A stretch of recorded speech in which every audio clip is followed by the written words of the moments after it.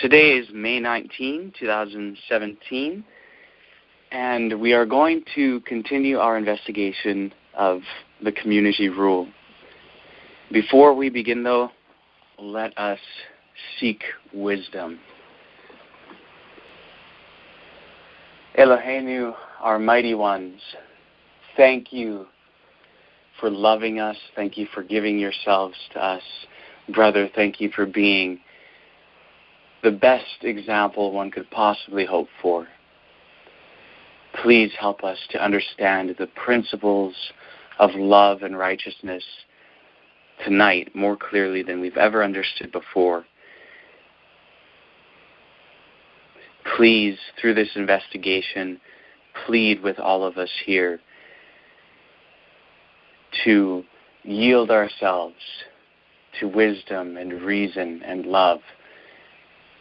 Help us to recognize the fight that is going on all around us and to choose the right side. Thank you so much. Please guide us. Help us to gain genuine knowledge and to do a right experiment. We ask this B'Shem Tzemach Huahi, in the name of Branch, he and she. Amen. Amen. So, as I mentioned, we are going to be continuing the investigation of the community rule. And I'll start by recapping what the community rule is, why it's important, and how we are going about our study of it. And then after that, we'll have comments and questions broadly related to the community rule, and then continue on the line-by-line investigation. So, of course, following our regular pattern, since it seems to work pretty well. So the community rule is a very important text that was found among the Dead Sea Scrolls. It was written at some point in the early part of the 2nd century BCE, in the early stages of the community of Jews who had the Dead Sea Scrolls. So the Dead Sea Scrolls, of course, are an ancient Jewish library from the 2nd century to the 1st century, that is, from the 2nd century BCE to the 1st century CE, and they were discovered in the 1940s and 50s and are recognized to be one of the most significant archaeological finds of modern times. And the community which copied these scrolls was a group of Jews who lived on the northwestern shore of the Dead Sea, and they are typically identified as being Essene-type Jews. You know, there's different types of Jews in those days, and you had Pharisees, Sadducees, Zealots, Essenes, Nazarenes, John the Baptist followers, a whole bunch of different groups. And the group known as Essenes by Philo, Josephus, and Pliny has so much in common with how, you know, or I'll just say the descriptions of the Essenes in contemporary writers, that being Philo, Josephus, and Pliny, is so strikingly similar to the content of the scrolls which describe the scroll community, to the point where it's pretty much certain that, yeah, it's talking about the same group of people. And this group served as a forerunner group to the Jesus movement, the Nazarenes. And, yeah, they were revolutionary in their understanding. And their prophet founder, known in the scrolls as the teacher of righteousness, was especially revolutionary. Now, the community rule is so important among the scrolls because it outlines the beliefs, practices, mission, self-identity, and organizational structure of the sect. And it's also important because it was used and believed by at least some from among the early followers of Jesus. And we know this because the author of the Gospel of John paraphrases the community rule in several places. The authors of the Didache and the Epistle of Barnabas were heavily influenced by it when it comes to the teaching of the two ways as found in those two texts. And also, the Odes of Solomon have many strong parallels to the community rule, to the point where it is clear that if the author of the Odes did not have the community rule before her, or him, but possibly her, then she or he had at least read it a lot, to the point of it influencing the thoughts and terminology of the author of the Odes. And so those are the four clearest examples of which I'm aware, yet those are not the only examples. Paul seems to have been influenced by the community rule in some way, or at least by the Qumran-type ideas, but there are parallels between things that he has to say and things that are found specifically in the community rule. And Luke Acts shows, a lot of parallel as well. And, it's something that's actually quite widespread in the early Nazarene writings. So for anyone interested in the New Testament and in Jesus and in his followers, the community rule is highly significant, even in terms of just background. But it's more than background, because Jesus and his followers looked at the teacher of righteousness, the founder and prophet of the Dead Sea Scroll community, as being a true prophet. Now, that might sound like a shocking, startling claim to some at first, but really it's not that shocking, because certainly they knew something about the teacher of righteousness.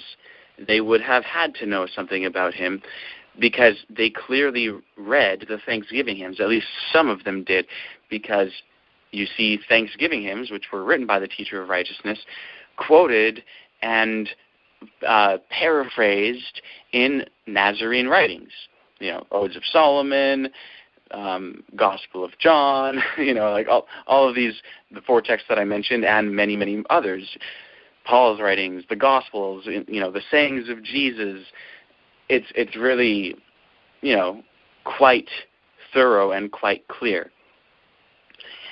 So they certainly knew who the teacher of righteousness was, at least in a general sense. I don't know if they knew what his name was, just like we don't know what his name was, but they understood there's this figure, the author of the Thanksgiving hymns and the founder of that community. And they advocated the ideas which were unique and original to him. And they built upon the ideas which were unique and original to him. Well, that's the thing. If you want to test, whether an individual viewed another individual of a previous generation as being a true prophet or not, you'd have to test a few things. First, you'd have to say, okay, did that individual claim to be a prophet, or were they viewed as a prophet in the days of the individual whom you are investigating as to whether they considered the previous individual to be a prophet? And with the teacher of righteousness, certainly, yes, he did make a prophetic claim for himself. So, because of that, that's at least a thought on the table. And then you have to assess whether the individual or individuals whom you're trying to determine their view of the claimed prophet, you'd have to assess whether they would have kind of a black and white view on things and either view the person as a true prophet or a false prophet, or whether they had a more lenient, non-definitive view where they might have kind of, partially accepted some of the things that he said and, but not really followed it. Well, when it comes to Jesus and the Nazarenes, certainly they had a definitive view of issues like that, because it's quite apparent in Nazarene writings that either you're for Christ or you're against Christ. You're either a child of God or a child of the devil. You're either righteous or you're wicked. You have this dualism of good or bad, right or wrong, true or false, light or dark. Those are the contrasts that you find, which show, yes, they either viewed him as being right or wrong. Like Jesus said with John the Baptist, he questioned some of the other Jews of his day, saying, John, was his work from God or was it just of men? That's the idea. He's showing these are the two options. It's not like there's something in between. Those are the two options. So certainly that's how they would have viewed the teacher of righteousness. So they knew who he was. He made a prophetic claim.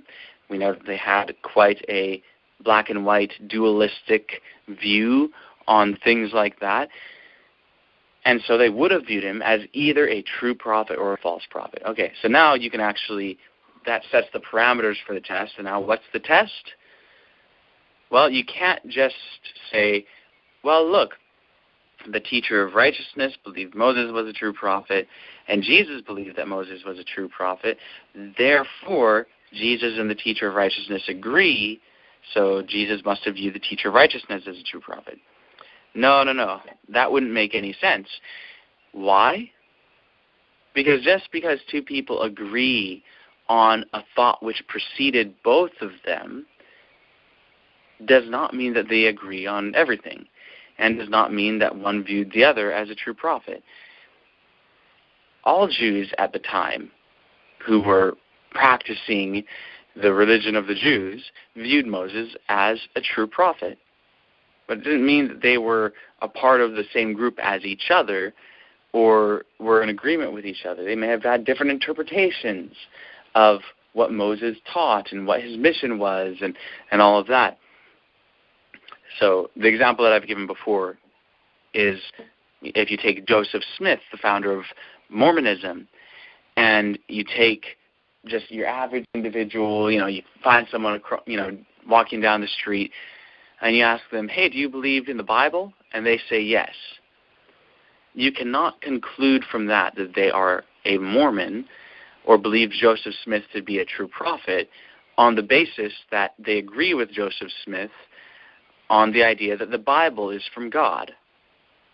That wouldn't make sense, because you could also use that to say that they believed that Ellen White was a prophet and that David Koresh was a prophet and that, whoever.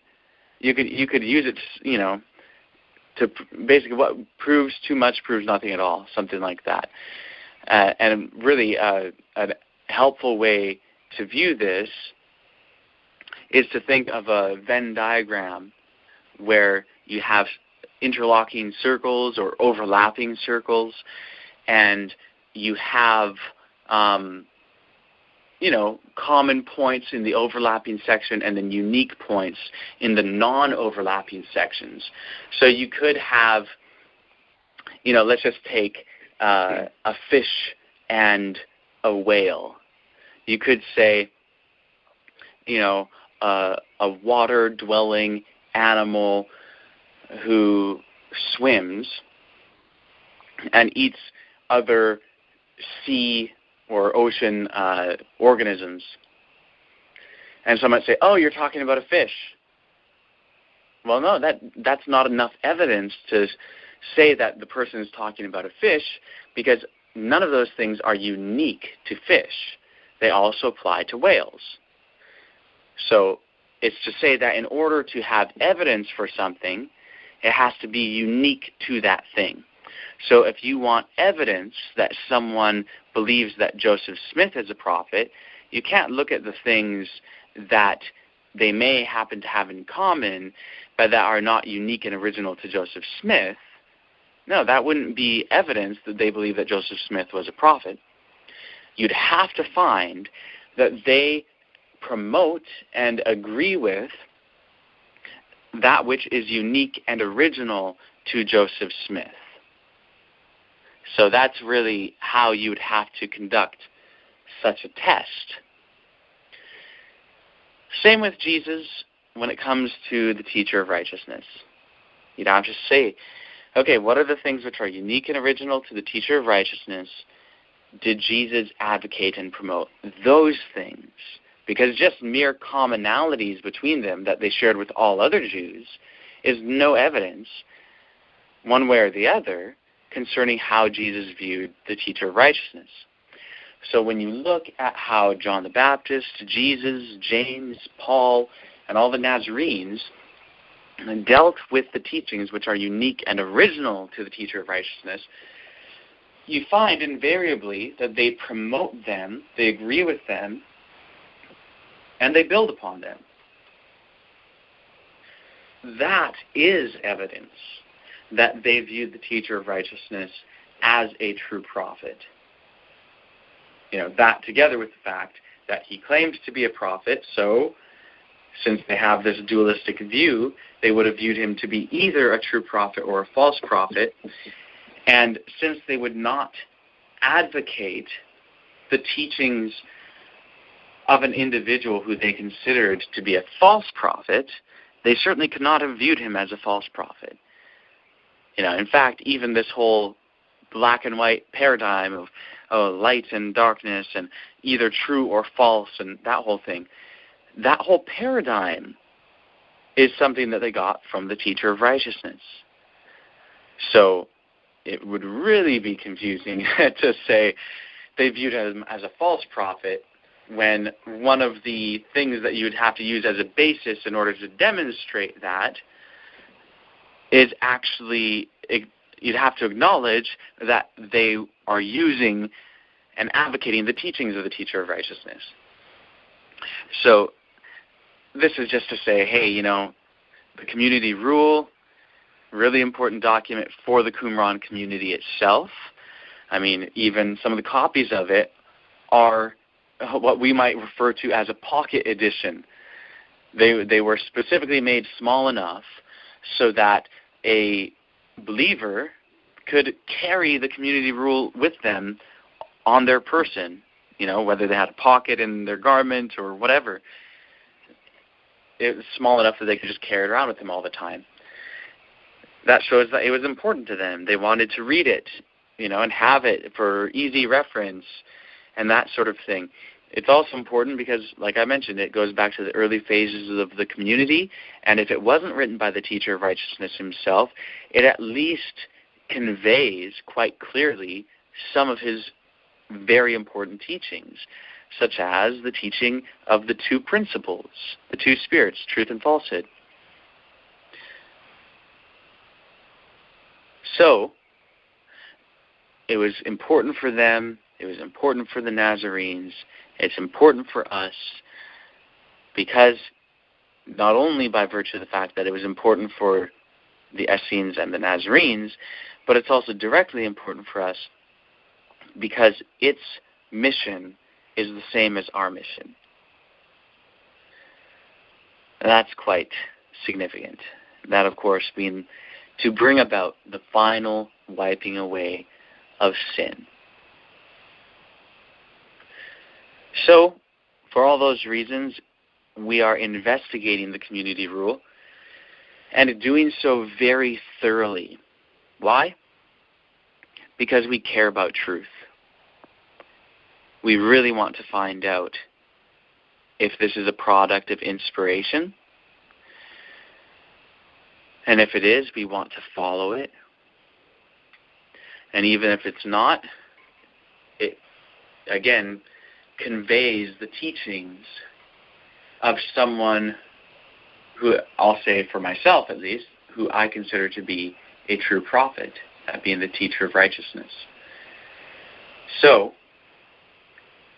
just like the Gospels are very important for understanding Jesus and his teachings, even though they don't claim inspiration, just so even if the community rule does not claim inspiration, it's very important for understanding the teachings of the teacher of righteousness.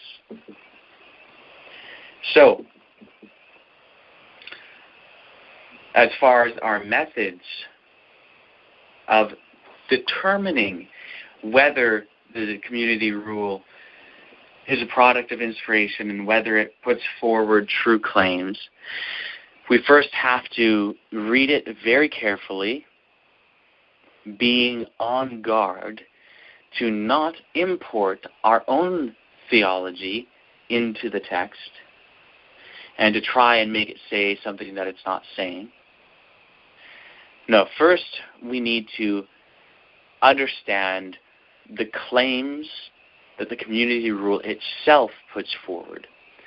And then we can simply compare those claims to material reality to see whether they are true.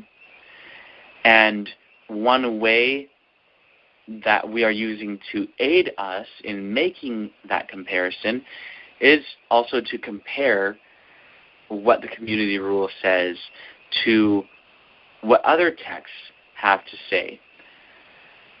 Now, this comparison isn't to test it according to those writings necessarily, unless, of course, it's an instance where the community rule is basing itself off of a previous writing. Well, then we might test it according to that writing because it's claiming to base itself off of that. So that's an instance where employing that method makes sense. But it doesn't make sense in all instances because another writing may be wrong and the community rule may be right. So we can't just arbitrarily or by tradition choose certain writings to test other writings against. No, there has to be a basis in material reality. So why is it then that we would even bring in other writings, like writings from the New Testament, let's say? Because obviously we cannot test the community rule against writings of the New Testament because the community rule preceded the New Testament. And so we couldn't very well say, oh, well, if this doesn't line up with that, by definition, it's wrong. Well, that wouldn't make sense because someone who believed in the community rule and who believed that it was right, if there's a contradiction between it and the New Testament, they would just say, well, the New Testament is wrong, or whatever book that ended up in the New Testament is wrong. So we can't just say because there's a contradiction, the community rule is wrong. No, if there's a contradiction, one of them must be wrong, and maybe both. But which one it is, or which ones, has to be determined by something objective, not just by preference. So why bring in something from the New Testament in our study? Well, the reason is so that while we are studying, and let's say we see an idea in the community rule, and let's say it's something like promoting communal living, promoting that everyone consider the various objects which they have to not be theirs, but in fact to give everything to the community. And we might say, oh, commies, we don't want to have anything to do with that. Well, we bring the New Testament and we say, well, wait a second. Look here in Acts, how it talks about how they didn't, no one considered anything their own. They all shared everything. They sold their property and gave it to the community and all of that. So are they commies? Are the apostles commies? And should we shun them as well? Well, if we should shun the community rule for that reason, then we should also shun the apostles, and all of that. Because this idea is not only attested in Acts, it's also attested in other writings like the Didache, the Epistle of Barnabas, and the sayings of Jesus recorded in the Gospels. The idea of not claiming anything as our own and sharing and, giving up our possessions and all of that. That's throughout Nazarene writings. It's certainly a teaching of Jesus, certainly a teaching of the Nazarenes. So if we dislike the community rule for teaching that idea, we should also dislike the Nazarenes for teaching that idea too. We need to be consistent. We can't just employ the logical fallacy of special pleading to keep our little bubble of a world going. No. Not if we care about truth, at least. Anyone's free to do what they want. But if we care about truth, we have to employ consistent principles and not make special exceptions to just forward our prejudices. So what we'd have to do in bringing in Acts and bringing in the other New Testament writings which advocate that same principle that's in the community rule, it causes us to slow down simply because anyone growing up in Western society who was raised a Christian is going to be hesitant to just throw away the New Testament and Jesus and the Nazarenes. And so it helps us to slow down and say, well, okay, wait. Is it really true that idea of sharing possessions and not considering anything our own and all of that, is it really true that idea is wrong? If it is, then we should get rid of the community rule and of the New Testament and of Jesus and of all of that. We should get rid of it all if it's actually just really a bad thing. But if it's not, and we're going to keep Jesus and we're going to keep Acts of the Apostles and the Gospels and Paul and the Didache and the Epistle of Barnabas or, whatever, keep the Nazarene movement and their writings and Jesus. If we're going to keep all that, well, then we should at least acknowledge that principle is true even when it appears in the community rule. If there's something else unique to the community rule that disqualifies it, then that's okay. But we can't disqualify it because of that teaching and at the same time keep the Nazarene movement. It's totally inconsistent. So that's why we bring in other writings to say, okay, let us slow down our investigation and, keep ourselves in check. And to be clear, it's not to say that we're going to bring in these writings because we're not going to reject them, and we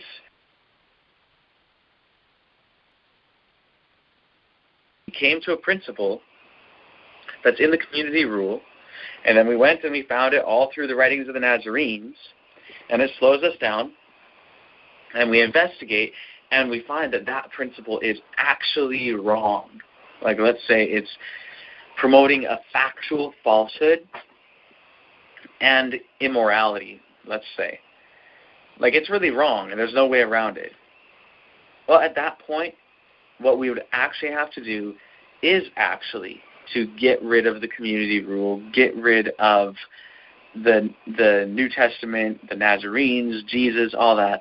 When I say get rid of, I don't mean that we would throw away the books or burn the books or anything like that, but we would have to disbelieve in the truth of those writings, all of them. Like, if it meant that Jesus was not the Messiah and that the New Testament writings and all the writings of the Nazarenes are just false teachings and that the community rule is false and all of that, if that's what it meant, well, then we would throw it away in that sense And I was saying that we wouldn't actually like get rid of the books and all of that because, hey, these are important writings no matter what. But we would have to conclude that none of those writings are divinely inspired and all of that sort of thing, if indeed we did find something like that. So I'm not even saying to bring in these writings so that we can use them as the basis to accept the community rule and all of that. It just helps us to think through this whole investigation.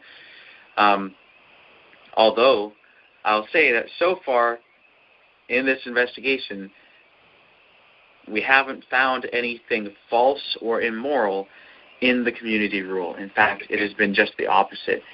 Every claim we have tested so far has been true. And every moral principle advocated has been true and profoundly stated. And so, for that reason, it's not like I'm expecting that the community rule will have a teaching that's also in the Nazarene movement that is false, that will cause us to all have to throw out, this whole religion. I'm really not expecting that at all, but I'm just saying, in order to bring out the principle of why we're bringing in these other writings, that what we're doing is using this as a method and an instrument in order to discern truth, whatever it is. And I'm going to mention a qualifier to this that I have mentioned one other time in the past, but I'll mention it again. And that is, even though it does not make sense to test the truth of the community rule according to or against writings which came after it, like the Nazarene writings, for instance, it does make sense to test the community rule according to a truth, even if you learned that truth from the Nazarene writings. But if it's a truth that actually is true, and you can determine that, and that truth is not dependent, it's not just a claim of those writings, it's not just a claim of the Nazarene writings, it's just a truth that was spoken of in those writings, but which is a verifiable fact, well, you can test the community rule and anything, no matter how ancient, according to that fact, because it is true. So that's the qualifier that I have on that. So anyways, that's enough of explaining the principles involved in this for now. So we can go now to questions and comments broadly related to the community rule. So anything, like if anyone has any questions about the principles that I was just explaining, or about the history of the Qumran movement, or the importance of the Dead Sea Scrolls, anything broadly related to the community rule, but still on this general topic. And so does anyone have any comments or questions?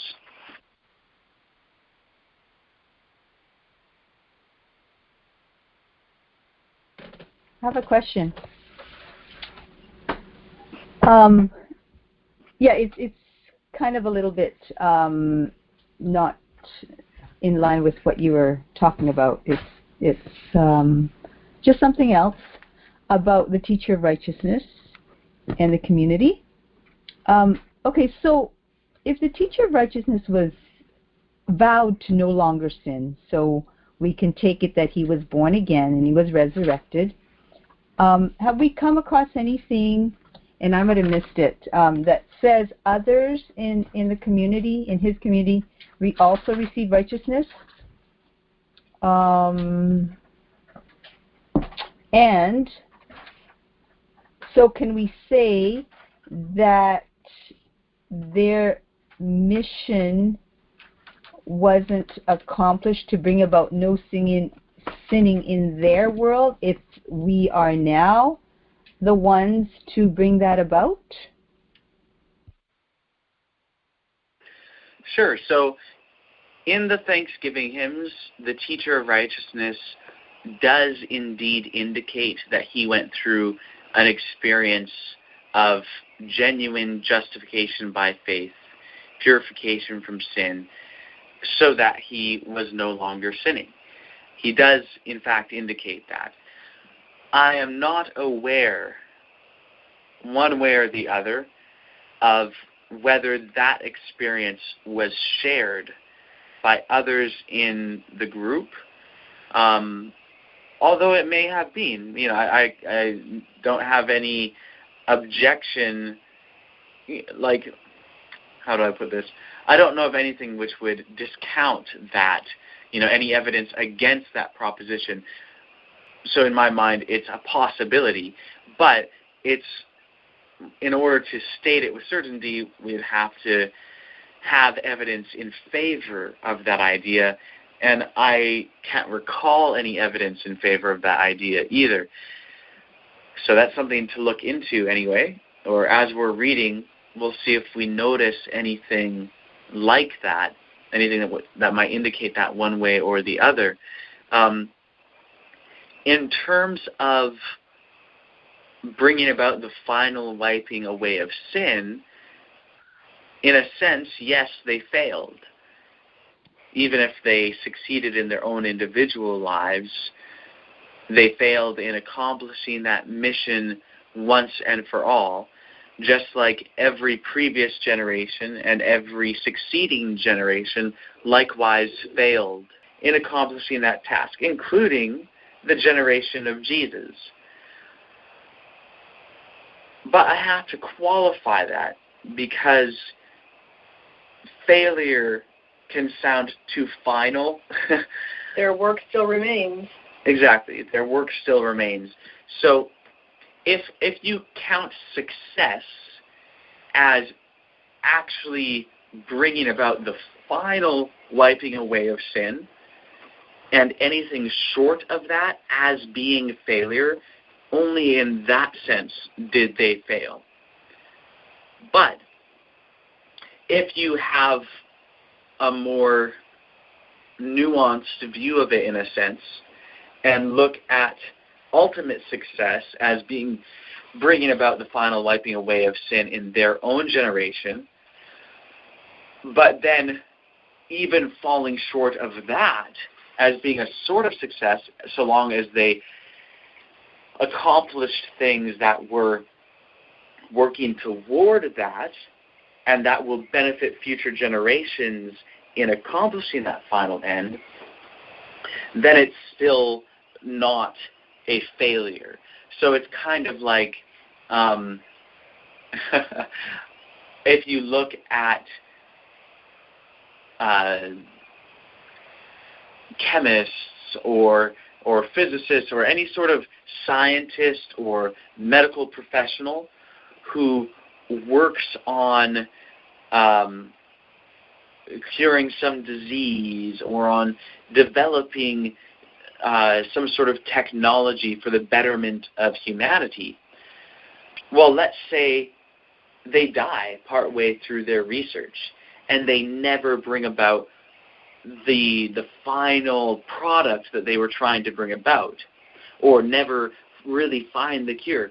But let's say that they made significant advances in that direction, and then someone from the next generation picks that up where the previous person left off and forwarded it, building upon that, then it's still a part of the success and is not a failure in that sense. And so that's how I would view the teacher of righteousness, and I think that that's a more accurate way to view it than simply saying that it was a failure. It did not meet the success which it might have met. When I say it, I'm referring to his work and his message. The work and message of the teacher of righteousness did not meet the success which it might have met, which it should have met, which it could have met, and which he surely hoped for it to meet. But his work was not rendered useless. It was not null and void. His teachings were influential on people like John the Baptist and Jesus and James and Paul, the whole Nazarene movement. And even though his writings themselves were lost for 2,000 years, some of his significant teachings were passed on to us and were known to every succeeding generation without being lost because of being promoted by Jesus and his followers and preserved in the Nazarene writings. So some of the teachings of the teacher of righteousness have always been preserved and have played a large part in promoting right principle and in restraining a certain degree of evil in the world and all of that. So his work has never been entirely fruitless, even though it has not yet produced that which it is supposed to produce. And so it will still accomplish its final work. Yes, it's taking a lot longer, and now his writings, or at least some of them, have been discovered and are now able to exert a more direct influence again.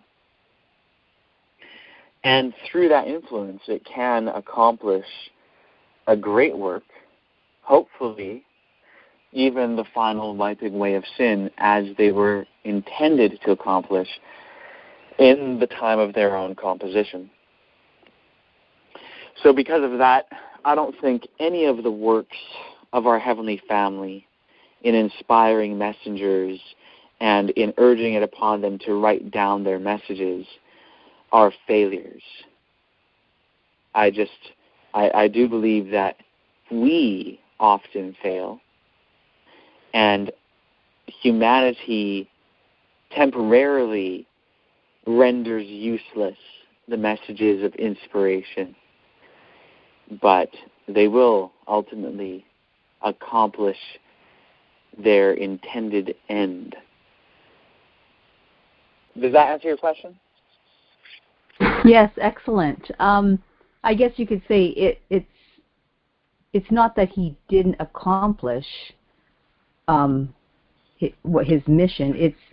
It's part of a whole that's still not hasn't manifested yet, right? It's not over yet, basically. So it's still things are still working out, and his writings were lost, but they were powerful enough to influence us now in our day, and it's benefiting us to carry on the work that he started, or other prophets have put their work in. So yeah,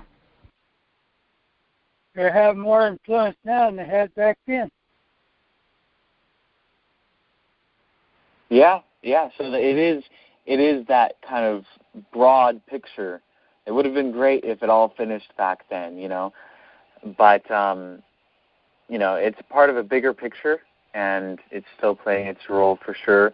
And yeah, Leroy, you're right. It's the influence that the teachings of the teacher of righteousness can have today far extend what they had even in his own day, and especially in the 2,000 years intervening since they were lost.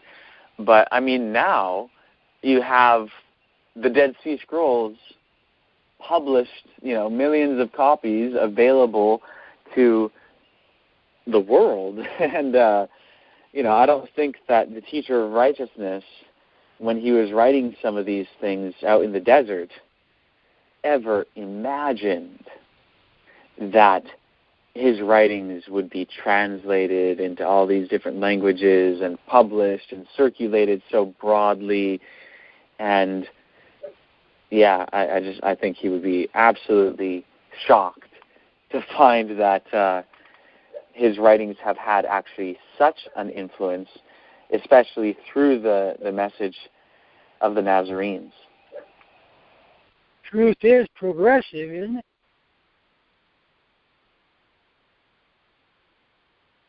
What was that? The truth is progressive. Nobody gets it all. It comes person by person, and as Indeed. guys attend all truth. we probably couldn't handle it all at once. That's certainly true. So does anyone else have any comments or questions? He was preparing the way for Jesus to come. Well, that certainly ended up being the case, for sure.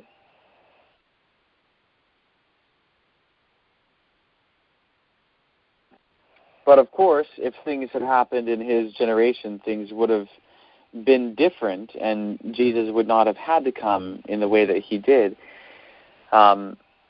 Which is why John the Baptist, like when it came to the point where, Jesus is actually coming now and actually here. I mean, John the Baptist proclaimed his message when Jesus was already there on earth. Then John the Baptist basically took the message of the teacher of righteousness and built upon it and set it in their contemporary framework. And in the more direct way, prepared the way for Jesus. And, but he did so basing his message largely on the message of the teacher of righteousness. Would Jesus have come in 1888 or 2 years later, like Mr. White wrote?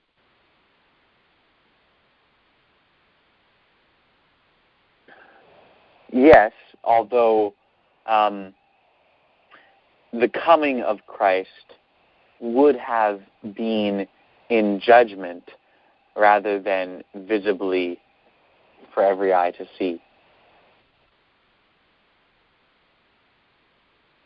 Could you explain that a little bit for my weak mind? Well, the idea, I mean, Ellen White, when she's saying that he would have come, she may have been thinking about the second coming. But ultimately, the way that it would have played out is that, here's the thing, before Jesus could come in the clouds of heaven, he had to come again into the most holy place to begin investigative judgment on the living. The whole idea of the investigative judgment is that it is a pre-Advent judgment. And in 1888, the investigation had not yet taken place upon the living. And, that needed to happen. And so just like the event was not correctly understood in 1844, they expected Jesus to come to earth, but they were wrong. The place to which he came was actually the most holy place in the heavenly sanctuary to begin the investigative judgment of the dead. Well, there's another coming of the Lord prophesied in many scriptures like Malachi and many other places, Malachi 3, where Jesus comes to his temple. The Lord comes to his temple, but it's to judge the living. And so the idea is that there is the beginning of the judgment for the living is described as a coming of the Lord in several passages, and that would be the next coming, which would have to take place after the coming to the most holy place for the investigative judgment of the dead in 1844. And so in 1890, if Jesus was going to come, as it were, the place to which he would come would be again to the most holy place. Because remember, while he's in the sanctuary, he's not constantly in one apartment or the other. Ever since 1844, both apartments have been one, in a sense, because the divider is lifted, as it were. But Jesus is able to go back and forth and, throughout the days of the year, he's interceding at the altar of incense, which is in the holy place, even though because it's the antitypical Day of Atonement, it's kind of also the most holy place because the veil's lifted. But he's still able to go back and forth, and on the Day of Atonement, he actually goes physically into the most holy. And at that point, he did that in 1955 to begin judging the living. And that could have happened in 1890, I'm not saying that specifically. Go ahead. I'm not saying that that's specifically what Ellen White was referring to, because I don't think she had, anything near to a full understanding of the judgment for the living or anything like that. But that's, again, the living need to be judged before Christ comes in the clouds. Like, that's just, it has to be done in that order. So, go ahead. So he would be coming to his church to have a church that could take the truth to the rest of the world, so the whole world could be gathered in. But it could have went on, once it started, it could have went on to that, do the whole thing, right? Certainly, yes. Thank you. I understand better now. Wonderful. Thank you, Heavenly Family. So are there any other comments or questions broadly related to the community rule?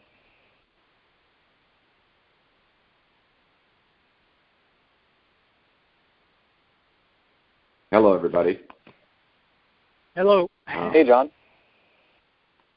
I was thinking about how Leroy phrased what he said about the teacher of righteousness clearing the way for Jesus. And I was thinking in the background, I think the teacher of righteousness didn't clear the way for Jesus. I think the teacher of righteousness was clearing the way for the understanding that Jesus was bringing to us. And I think that's one of the only reasons that Jesus actually even came to us is because nobody could actually take the knowledge that was available and actually make it into the correct understanding for the use of the betterment and correct fitment for all of us to go. So I think the teacher of righteousness basically cleared the way thought process-wise for Jesus to bring his own thoughts here. It's not about Jesus being here, it's about Jesus bringing us the way of doing things. That's what I was thinking in the background. Well said. I agree with that for sure. Could you repeat that? Somebody, I couldn't hear John real well and didn't really understand what he was saying. I'd like to. Do you want to give it another shot, John? If you can say that's not a problem. Louder or something? What was that? Can you hear me okay, Leroy? Yeah. But you're a lot lower than Trent. I was hearing him real good. Okay, spraying a little bit here, John. I was saying that, your thoughts were the teacher of righteousness cleared the pathway for John the Baptist and everybody for Jesus' arrival. I don't think it was like a clearing of the way for Jesus to arrive. I think it was more like a clearing of the pathway for Jesus to bring the knowledge of understanding of what we should be doing to be correctly fitted for, the future, how we interact with each other, how we enter into heaven, so forth and so on. So I don't think the entire equation has to do with Jesus. I think Jesus came because nobody understood the knowledge that was being put together as an understanding. In other words, an active use of the knowledge. And Jesus had to come and basically give it to us a different way. So the teacher of righteousness is going, this is the way of correctness, of being right. And generation after generation after generation passed by, and nobody could understand that nobody could understand that knowledge. Nobody could take the knowledge, the nuts and bolts, and basically bolt them together to become understanding, to become useful nuts and bolts. So, I mean, I always say knowledge is kind of like walking into a hardware store. It's all the nuts and bolts. Somebody walking into the hardware store and looking at bins of information. So knowledge is like bits of information, like boxes of information. Well, if you can take the 2 boxes, 3 boxes, 4 boxes, tie them together, that becomes understanding. If you actively use the understanding, that's the key. So, I mean, you have the tools, you put it together, now you're using it. And the teacher of righteousness basically was saying, here are the nuts and bolts, here's how they go together, here's a good way for us to live, and nobody could get it. And nobody could get it, generation after generation, till the point that literally Jesus had to come and example us the entire way because, okay, you guys didn't get it round 1, round 2, round 3. Okay, just do this. Watch. I can do it. You don't think it can be done? Watch. This is how it's done. So I think the teacher of righteousness cleared the pathway, not for Jesus, cleared the pathway for the understanding that Jesus was bringing us. Amen. Does that make sense? So, Okay. Yeah. So Jesus was doing the same thing the teacher of righteousness was giving an example of this is right. the way. And the reason so sometimes go ahead. I was saying sometimes somebody doesn't get it, and all of a sudden you'll jump in. Leroy will jump in and say, okay, I understand that person doesn't understand it the way that John is saying it. Here, let me try my way. And you say your way, and the person's like, oh, well, that makes perfect sense to me. For whatever reason, you were able to relate to that person's misconceptions and correcting of those misconceptions better than I was. And that's what Jesus came. Well, okay, I didn't understand system 1, the tabernacle, didn't understand system 2, further out, so forth and so on. This is the ideas, guys. I'm just trying to give you the ideas. With the ideas, you will do better and greater things than I will. Amen. And they rejected Jesus because they kept killing the prophets that kept coming to give them another chance of a better example. Not everybody is excited to understand how, like, a nuclear reactor works. And not everybody is excited to understand something that is of very big further consequence or like improvement to us. Sometimes people just don't want to know for whatever their reason is, but you're like, it's great and you need to know, and they're like, no, I don't want to know. So yeah. Getting knowledge is fun, or knowing God is fun. Amazing. I believe that's how it's supposed to be, yeah. But for whatever reason, it seems like the opposing side has basically flipped the roles and made it very sour to like understand this stuff that's supposed to be very sweet to understand. Amen. All I want to know is myself. Yeah, and knowing yourself is a very lonely place, for sure. Right. It's near the fun of knowing the Creator, or Creators. Excuse me, go ahead. Indeed. Yeah, one of the things that you said, John, I really like the context in which you said it. The whole idea of Jesus saying to us that we'll do greater things, He said that to his followers. And it's just interesting to me how, Jesus came to live out the truth and to speak the truth and to teach us the ways of wisdom and righteousness. But he didn't do it on his own. He appointed apostles and he sent them, and he appointed disciples and he sent them. And then afterward, Paul and all of that. And, it's it really shows that principle extends even further than we might think, in that, there would be people who might hear Jesus and just not be willing to listen. They might be able to listen to it from Paul. And so Jesus would send Paul. He sent Paul, and the way that Jesus intended to do it, he did not decide that, he was going to write something himself. In fact, Jesus didn't write anything, at least that we have. We don't know of anything that he wrote, but, he didn't write things and just say, okay, guys, just pass this out. Just understand this, focus on this, and this is the way it's to go out. No. He put it on different individuals to write different things to different people in different ways, because he recognized that will have the greater impact. That is going to be more helpful, rather than everyone trying to grasp everything from the same personality. He employed multiple personalities so that more people could be reached.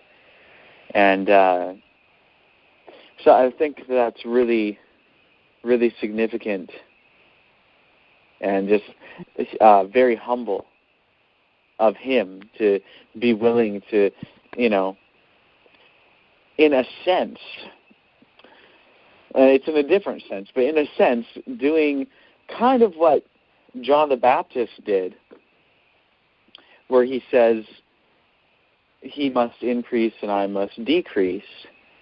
Jesus, in a sense, he went into the background, as it were.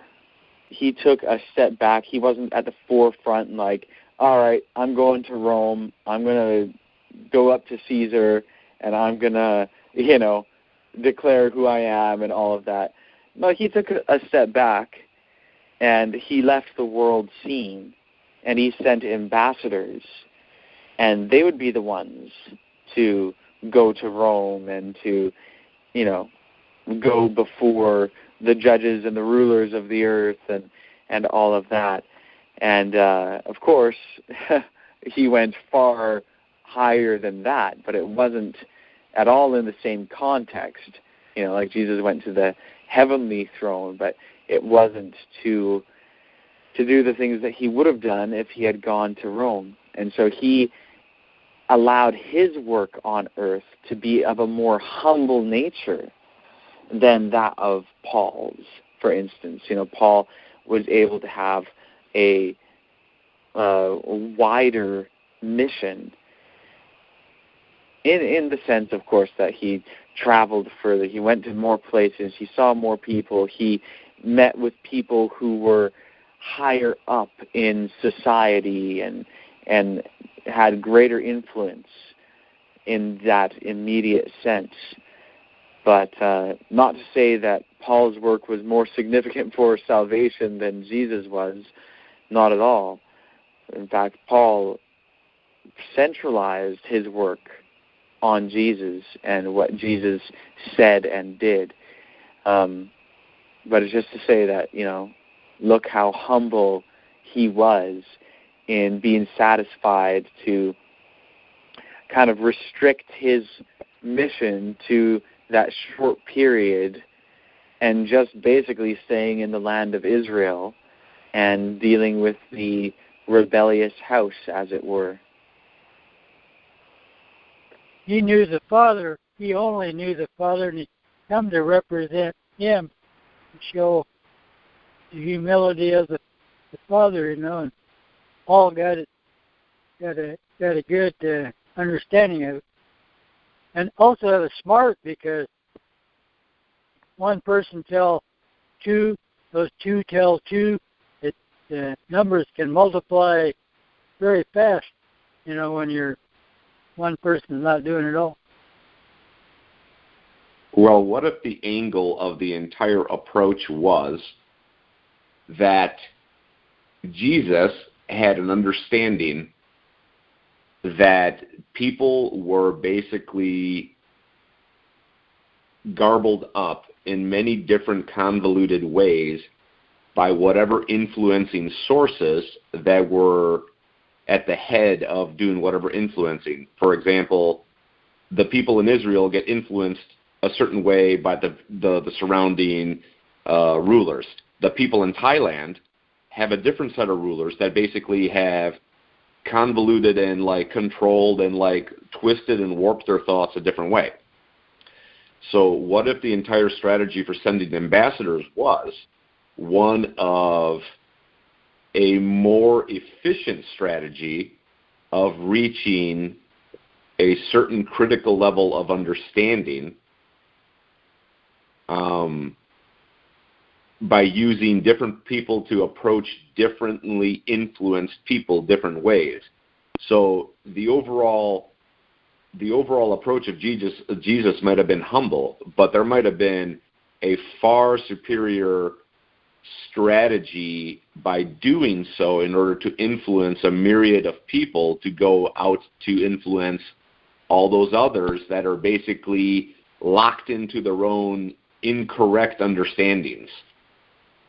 So maybe Jesus did humble, but it seems like to me, if you step back a little bit, this is a pretty concise and very thought out strategy. I don't think this was not a thought out thing. That's maybe why his mission was so short, because they might have talked about it at the heavenly council or whatever the case may be over and over and over and over, and they might have watered it down or came to a very common denominator. You know, like for example, I've said lately, like the Ten Commandments, for example, I think they're mislabeled. I don't think they should be 10 commandments. They should be the 10 most thoughtful and strategic, wise maneuvers and conducts of living your life.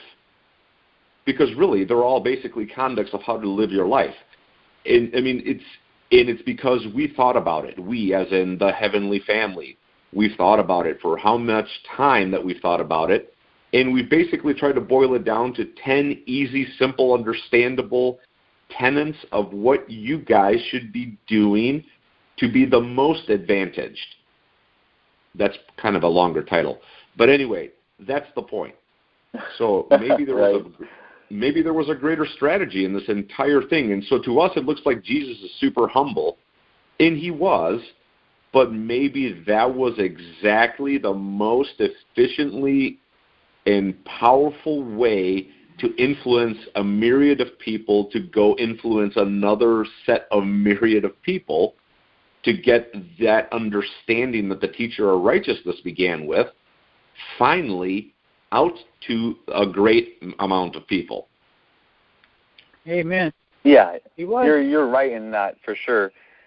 I'll just briefly say, to be clear too, the reason why I was saying that Jesus was humble in that wasn't with the idea that he kind of like, well, I could do this all myself, but I don't want to take all the credit. I'm going to share the glory, as it were, with you guys.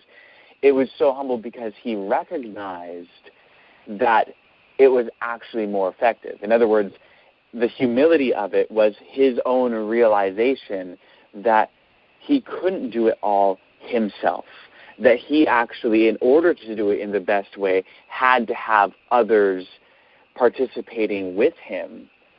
And so it's not even just an externally humble action, it's actually an internally humble approach, like in terms of his own thoughts. It's his own recognition of his, in a sense, his need for others to cooperate with him and kind of like do the work together because it's the most efficient. So and yeah, I think. Yeah, go ahead. Actually, stringing along with your thought, it's the most material, reasonable thought because Jesus is only one person. So there's no way that one person can go influence how many people at the time were spread how far and wide. it's a very material, reasonable, and realistic outcome of, what to do next. Precisely. Influence others, recruit ambassadors, recruit help. Absolutely. I need a team of people. I can't do it by myself. And it shows that it's not about him. You're recruiting a team of people to basically get out a way of doing life, a certain level of understanding and knowledge. And that requires a team of people to go out and, spread it out for far and wide. I guess I'm a little bit lost for, the further of the thought. But it's impressive when you see a group of people working together. Very impressive. Amen. Oh, yeah. I mean, can you imagine every single one of us in harmony with every single one of us that is not us? I mean, that would be, how far along could we have possibly gotten by now if we all put our thoughts and acts? I mean, here you have an entire council, for example, that talks. This example has been coming up lately to me for some reason. I don't know why. There's groups of people. That's all they do is they sit down at a table all day long and they basically talk about one problem over and over and over and over, 365 days a year for how many years until they finally crack a solution. What if all of us were to do all that? I mean, how far ahead could everything be? That's what the devil wants to do, divide us up into single bits, when God wants us to be all one big united family. And he was being led by his mother too, right? And Sister Wisdom came after he went back to heaven. Yeah. Hey, so I'm noticing the time, and we should wrap things up within the next 10 minutes or so. Did anyone have any final thoughts on any of this?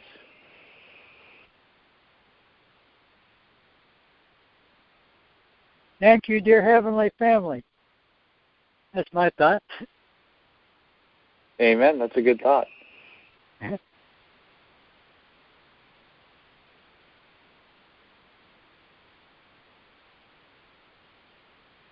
The joy of the Lord is our strength. Amen to that as well. All right. Well, let's thank our Heavenly Family. I think that is the right thought. So, Heavenly Family, thank you so much for our meeting tonight. Thank you for love and truth and for each other in being able to discuss this and to expand on these different principles. Thank you for the individual minds of each person here. Help us all to learn from each other and to come to a knowledge of how to go about doing this work that you've given to us in the most efficient way that could possibly be done. Put it on the hearts of all of us to expand or to extend and grow our talents and to use them for the sake of establishing your kingdom once and for all. Thank you Amen. So much. We ask what we do. The perfect agreement. Amen. Amen. In the name of the branch. Amen. Amen. Amen. Amen. All right. Love you all. Have a good night. Looking forward to tomorrow night's meeting. Likewise. Good night. Bye, Tove.